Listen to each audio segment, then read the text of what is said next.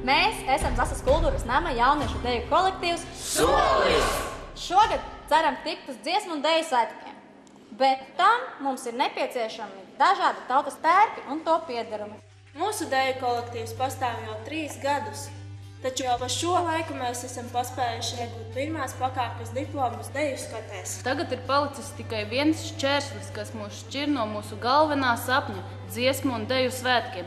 Un tāpēc ir vajadzīga tieši tava balss, lai meitenes iegūtu saktiņas, zēni kurpes un mūsu kolektīvs karogu, ar ko braši soļot pa dziesmu un deju svētku gājienu. Pastāv tāds uzskats, ka dejot latviešu deju ir tāda kā brīvā laika pavadīšana. Es absolūti tam nepiekrītu, jo dejot latviešu deju nozīmē izdzīvot un saglabāt dzīves latviskās tradīcijas, latvisko dzīvesveidu un galu galā arī latviskumu.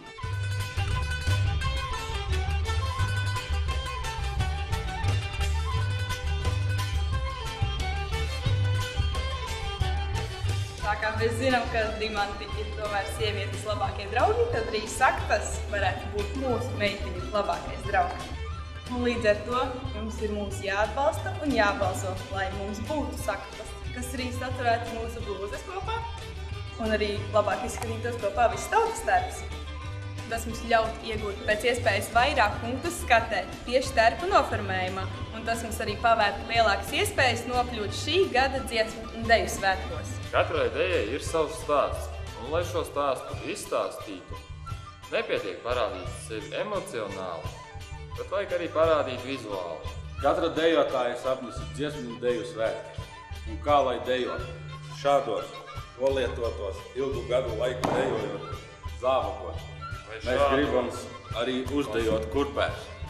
Tāpēc latviešu tautai, tiem, kuriem patīk dejas, tautu dejas, lūdzu atbalstiet mūsu kolektīvu ar balsīm.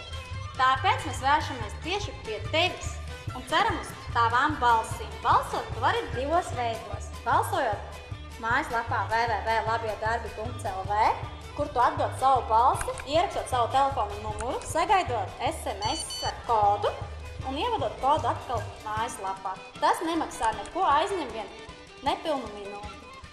Otrs variants, kā tu vari atdot savu otru balsi, ir balsojot caur Draugiem LV labajos darbos.